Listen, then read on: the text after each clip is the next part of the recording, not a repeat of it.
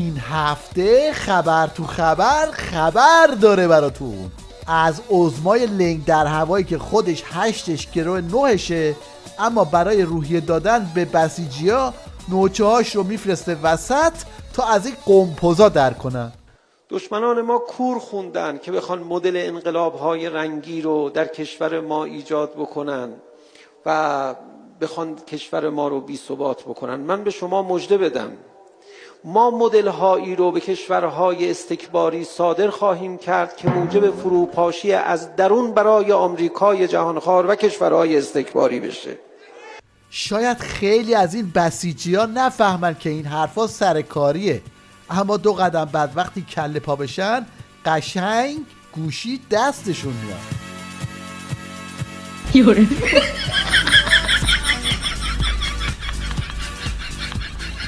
یکی نیست به این آخوند پهنیان بگه تو اول درون خودت رو بچسب، فروپاشوندن آمریکا باشه طلبت. ببینید جوجه آخوندهای همین نظام چه تصویری از اندرونی ولایت میدن. مشکل اصلی کشور الان تقابل انقلابی ها با غیر انقلابی های درون نظامه، نه با ضد انقلاب. تو چپ و راست و اصلاح و اصولگرا هست، ولی درون نظام هم تریبون دارن، روزنامه دارن، پول دارن، مسند دارن، جایگاه دارن، عنوان دارن. خلاصه این که وضعیت تو نظام حسابی خرطوخره و هر کی دنبال اینه که رقیبش رو کله پا کنه.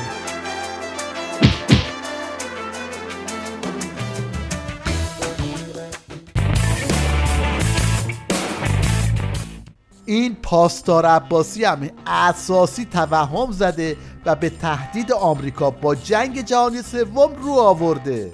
رهبری هم امسال گفتش که آقا جنگ نخواهد شد، مذاکره هم نمی‌کنیم. چون آمریکا شروع کنه میدونه که جنگ جهانی خواهد بود. اون ایرانی که دهه اول انقلابش فشنگ کلاشنیکوف نمیتونست بسازه اون مرد. ایران امروز موشک بالستیک داره، 2 تا ارتش مقتدر داره و گروه‌های نیابتی در سراسر جهان داره. حزب الله لبنان رو داره، حماس رو داره، انصارالله یمن رو داره، هشت شعبی رو داره. آقا تروریست در جهان صادر کردید. کی تروریست در جهان صادر کرد؟ ملت‌ها میخوان رهایی پیدا کنن، ما هم کمکشون میکنیم. یه مختصر بودجه دفاعی داریم، به اینا میدیم، اینا خودشون رو پا نگه دارن. ضمن اگه کسی خواست به ما حمله کنه، اینا شمشیر داموکلس جمهوری اسلامی بیخ گردن اونا باشه. این هم نمونه ای از آمادگی نیروهای مسلح نظام برای آغاز جنگ جهانی سوم.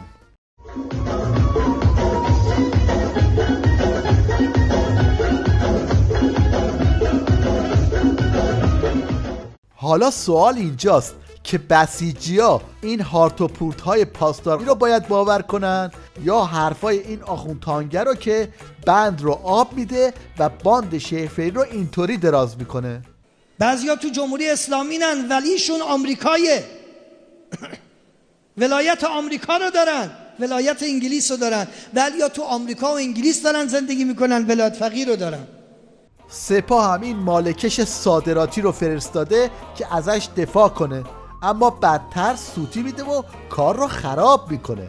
بابا این سپاه یک نیروهایی داره که فقیرن. یک مشکلی که ما تو ایران داریم، یک حکومت اشرافی اومده میلیارد میدزده.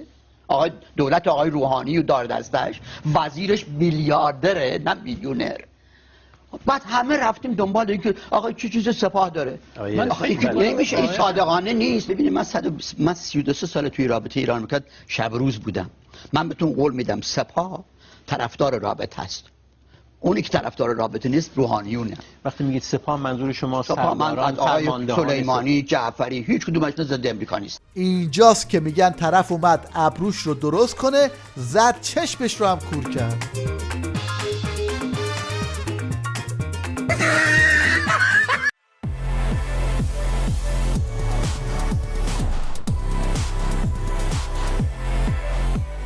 شیخ ولی حتی از فرصت طراحی بودجه هم استفاده کرد و مشاورش رو فرستاد تا با قبیله سپاه و قبلهشون یعنی عظما اینطوری تصفیه حساب کنه. هر رئیس جمهوری فکر میکرده که دوستانی داره که باید تقویت بکنه، اومده با سازمان برنامه توافق کرده یه ردیفایی رو برای یه حمایت‌هایی به اسمایی گذاشتن توی بودجه. خب این بودجه‌ای که ما الان باش مواجه هستیم هر ردیفش پدر مادر داره، هر ردیفش یه قبیله پشتشه. حالا بعضیش قبیله‌اش کوچیک‌تره، بعضیش قبیله‌اش بزرگتره، بعضیش قبیله‌اش قبله هم دارن. حالا که صحبت از بودجه شد، حرفای این عضو مشنگ استبل ولایت رو هم گوش کنیم که معتقده با این بودجه نظام داره اوراق میشه. بودجه سال 1398 رو چین لایحه دولت داده، اینطور اجرا کنه نیازی به امریکا داشت نیست. در این بودجه لایحه آمده است 10% کارمندان اخراج بشن، 10% آموزش پرورش دولتی تعطیل بشه، تعداد از نواحی مناطق آموزش پرورش اقدام بشه، دانشگاه ها منحل بشن، دانشگاه ها ادغام بشن، از روسیه 5 میلیارد وام گرفته بشه، اوراق به همه چیز حساب کنن، به صورت اوراق سرستم اوراق مملکت رو میخوام با اوراق کنن. و سلام.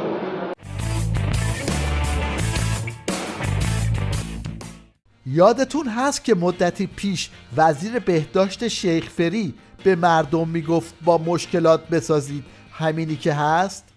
همینی که هست دیگه، چیکار کنیم؟ مدیریتمون هم همینه دیگه. هرچی از بالاخره شما رأی دادید، رئیس جمهور انتخاب کردید، نماینده انتخاب کردید، اینا وزیر انتخاب کردن، وزیر اومده مدیر انتخاب کرده، استاندار انتخاب کرده، فرماندار انتخاب کرده، همین هست دیگه. یعنی بی خود به نظر من خیلی اعصاب و روح و روان همدیگر رو آزار ندیم.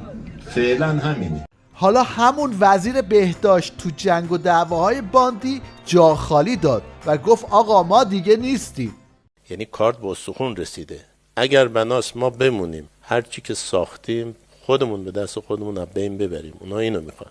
زیر میزیر دوباره برگردونیم، مردم بفرستیم بیرون برن برای خرید وسایل و تجهیزات، یه عده افراد راندخوار رو دوباره وارد سیستم بکنیم. خب ما از این جنس نیستیم، جنس ما چیز دیگه است.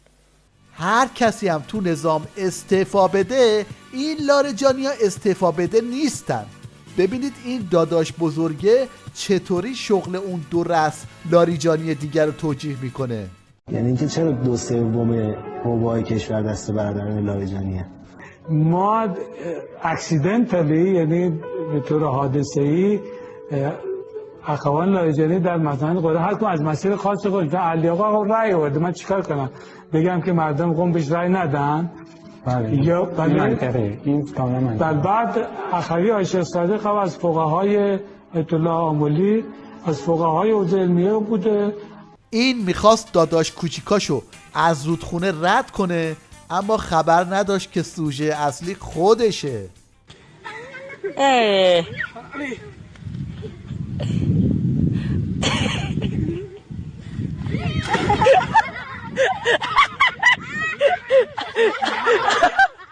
دلقک خمینی بعد از 40 سال بخور و مفتخوری توی تیویریش ببینید چه خالی میبنده. تو چند سال تلویزیون برنامه می‌ذارین؟ 3 هفته دیگه تقریبا میشه 40 سال. همسن انقلاب. بله، یعنی من چند روز بعد از انقلاب رفتیم تو تلویزیون. بعد بابت این برنامه‌ای که داشتین از سازمان پولی هم گرفتین شما؟ نه خیر، درس از قرآن همش مجانی بوده.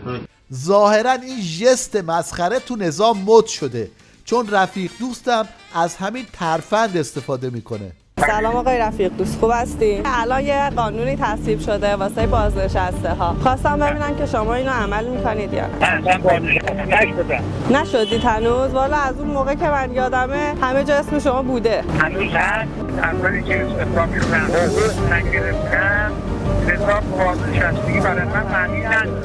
یعنی الان آخوندا اجماعاً تو فاز مظلوم نمایی هن. یکی از حقوقایی که نگرفته میناله، یکی هم از شغلی که نصیب ژن‌های خوب نشده. من اون روز همین صدا و سیما شنیدم و بعدم شنیدم که استعفا داده آقای مهدی زاده، داماد رئیس جمهور که به عنوان معاون انتخاب، بعد چیزی که آقا زاده است و این حرفا، معاون وزارت سمت شده بود.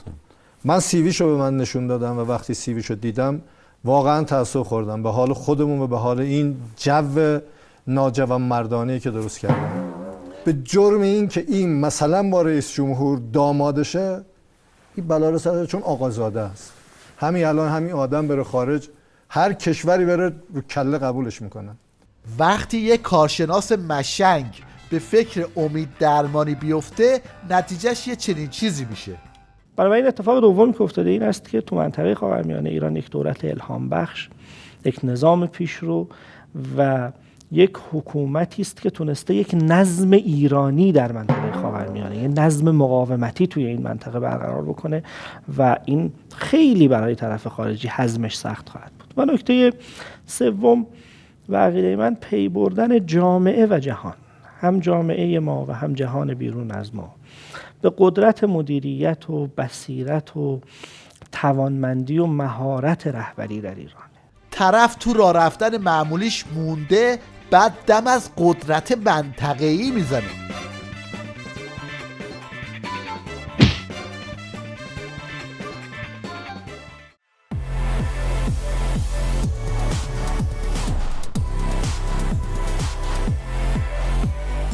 این هم یه نمونه از قدرت منطقه‌ای نظام و آخوندهای افغانی که با پول عظما از هیچی به همه چی رسیدن.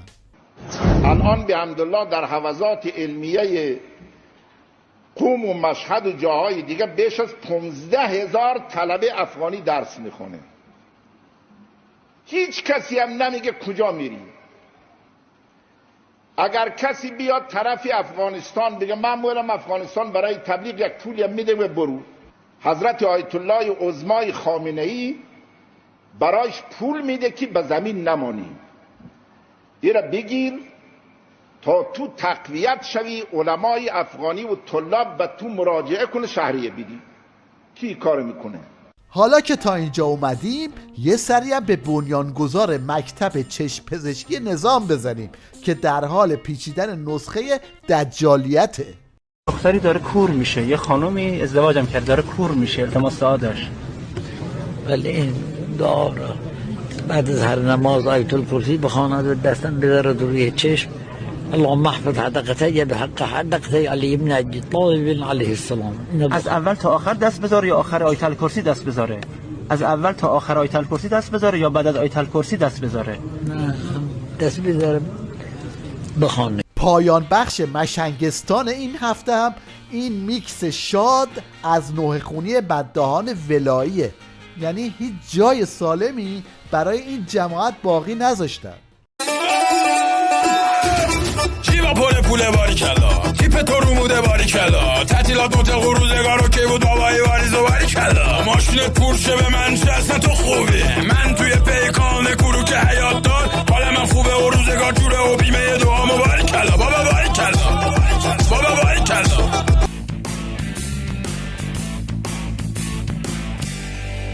نوبتی هم باشه، نوبت تیویریش هست و سوتی های سال 2019.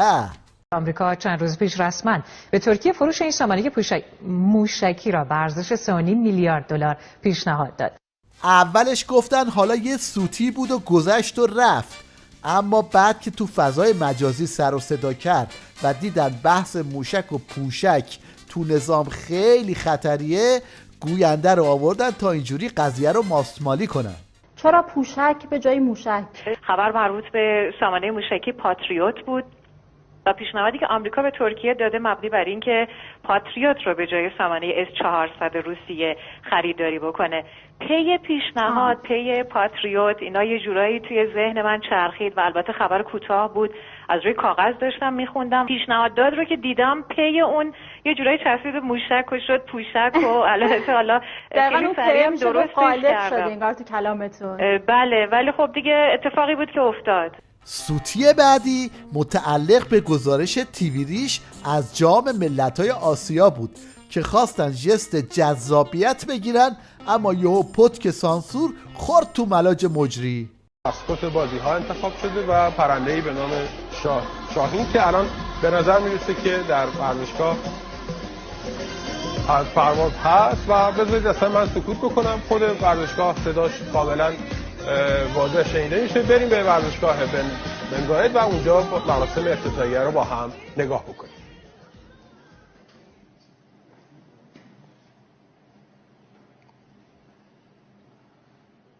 بله، خب خودتون به من میگید بریم اونجا، بعد میریم اونجا و دور برمیگردیم میاد اینجا، من نمیدونم حالا و حالا شرایط خاصه دیگه. این جذابیت ها فقط متعلق به برنامه های بزرگسالان نیستا، ببینید در برنامه‌های کودکشون چه چشمه‌هایی اومدن. امروز تولد یه آقای خوب و زرنگم هست، کسی که میدونست نباید با آدمای بد دوست باشه. امروز 12 دی ماه تولد آقای حبیب الله عسکر اولادی که یک مبارز انقلابی بودم هست. تولد همه شما 12 دی ماهی ها مبارک. آخوندا میخوان با وارد کردن این فسیل ها در برنامه‌های کودک به خیال خودشون بچه ها رو ولایی بار بیارن. خبر ندارن که نتیجه معکوس داره و فاز بچه ها اصلا چیز دیگه ایه.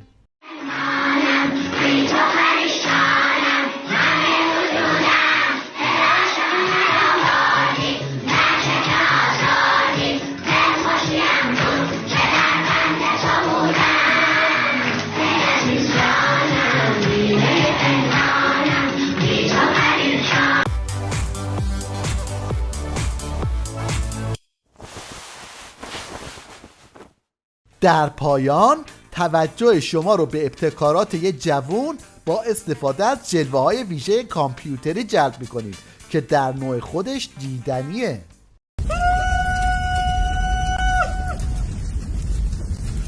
Oh my god! Get it? Got it. Look at me, everybody! A 1, a 2, a 3, abracadabra. Just a piece of card and hello.